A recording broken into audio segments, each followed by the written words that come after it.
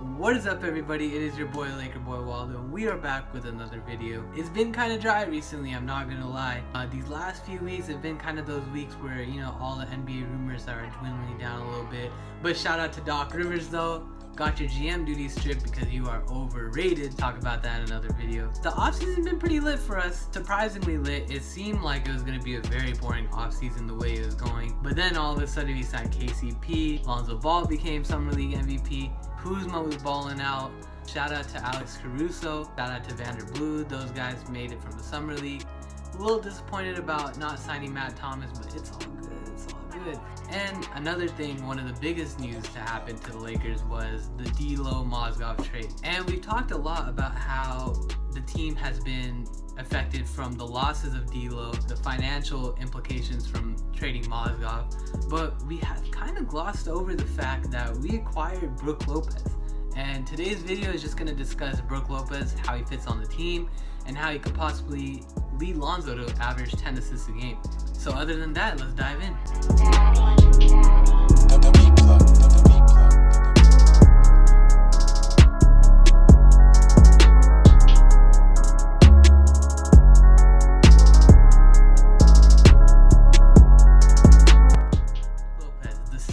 Center from Brooklyn. I feel like it's been a narrative in his career to be constantly overlooked. This man has averaged 20 points in multiple seasons, has been very consistent, a little injury prone, but I mean, for the most part, especially last season, he's pretty healthy. Personally, to me, he's like in the top 6 or 7 of elite centers. This is a big trade for us, guys. I mean, it's someone who, especially with seeing how Lonzo Ball has played in Summer League, will help him out a lot, especially on the offensive end. If you know Brook Lopez, you know he's one of the best offensive players in the game. The biggest thing that has been talked about recently is his three-point shooting. And some might argue that's a con, and I'll get into that in the con section, but for the pro aspect of it, I feel that Brook Lopez's three-point shooting is something that Lonzo Ball will be able to rely on a lot.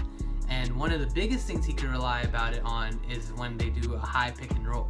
And this can be one of the plays that us Laker fans will get really used to, will enjoy a lot. If you saw Lonzo in UCLA, you've seen this play a lot with TJ Leaf. Basically, it'll just be a quick go-to play.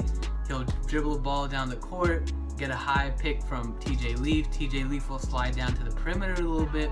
And as we know as Laker fans after seeing Lonzo in Summer League, he's not a flashy passer, but he makes the perfect pass at the perfect time.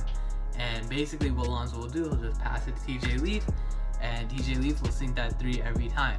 Granted, that was college, but having someone like Brook Lopez, who according to Luke Walton hits threes beautifully, I feel like Lonzo can do literally the same exact thing in that offense. And that's beautiful to me. That's really exciting, and that's something where I feel like Lonzo can easily get 4 assists a game just off that play. So that is one thing that I'm really excited about Brook Lopez and his three-point shooting. The next positive about Brook Lopez is his interior offense. Seen throughout time that he's taken these elite defensive centers like Hassan Whiteside, DeAndre Jordan, all those guys, and he's taken them to work. He's taken them to work on a lowly Brooklyn Nets team. He's been able to carry them for the most part. And if you look, his post game, his footwork is just absolutely, I wouldn't say flawless, but it's in the top tier. He could just hit a hook, he could hit a floater. He's very mobile, can move around really quickly. One of the biggest highlights about his interior offense is his ability to establish position. He's one of the best in the games in that, but the only issue is he could average at least 4 more points a game, but he didn't have a point guard in Brooklyn to properly give it to him when he established positions. A lot of times he'd be missed, they take a bad shot, turn it over, etc. But with Lonzo Ball, I feel like Brook Lopez will have a really fun time.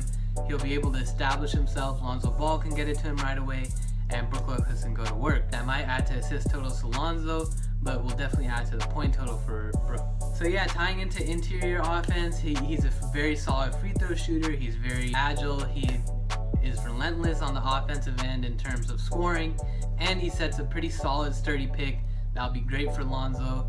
And he's not like Mozgov where he sets a pick and doesn't move. He'll be able to roll, dive in right away, and it'll look really good. It'll look really good.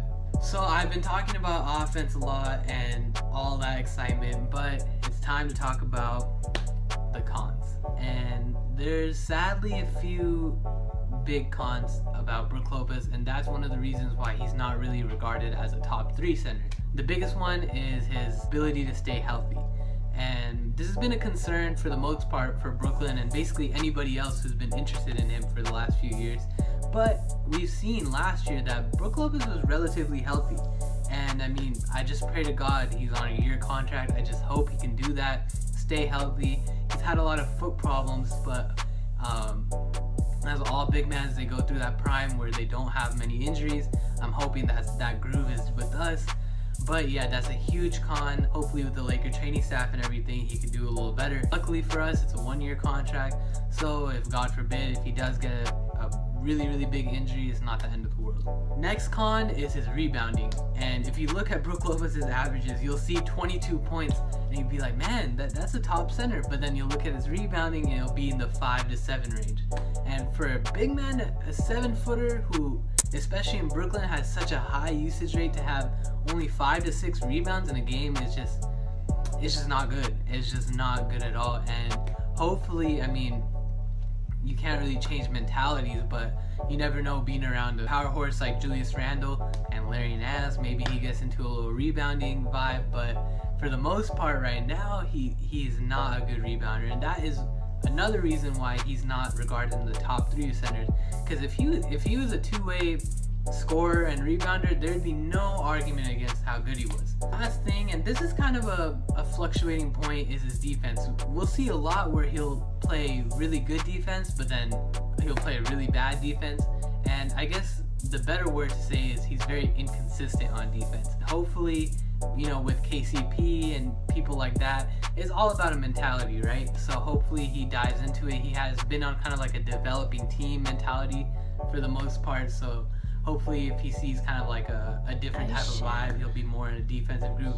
Because we've seen the potential. We've seen his ability to be an anchor in the post, and it's just a matter of consistency. So hopefully that can improve throughout the season and maybe lead us to sign him to another contract. Alright, so those were the pros and cons, and I kind of talked a little bit about how he fits with Lonzo, but I kind of just wanted to talk about that again really quick.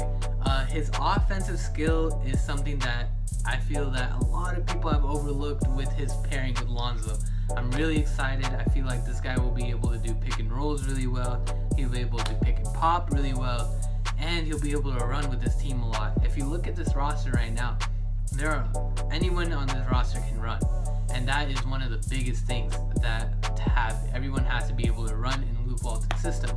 You have Randle, you have Lopez, you have Nance, you have Kuzma, you have all these people who Lonzo, you know, can be like, you know, hit at the end of the post, like as we saw with him and Kuzma. And it's just exciting. Hopefully, I mean, I know I sound low-key like too hype on this guy, but I'm just kind of excited. I feel like he's been really overlooked, and I'm hoping that he can prove a lot of people. Hasn't really had a proper spotlight, and hopefully with Lonzo, someone who could pass the ball when Brook Lopez needs it, possibly make an 8th seed. I'm not too sure on the 8th seed yet, guys, but I mean, hopefully we do. I'm still thinking we're around 35, 30-ish wins, but I mean, a lot of people have disagreed with me on that. So hopefully, I mean, I'd be happy for 8th seed, but we'll see. Other than that though, man, that's it. That's all we have for today. Thank you for watching. Please like, comment, subscribe. Also, check out my boy Cash Money Hoops. He has a really dope YouTube channel. It's about mainly college prospects and high school prospects, and sometimes how they translate into NBA, so it's really dope. Check it out. Other than that, please like, comment, subscribe. Let us know what else you want to hear.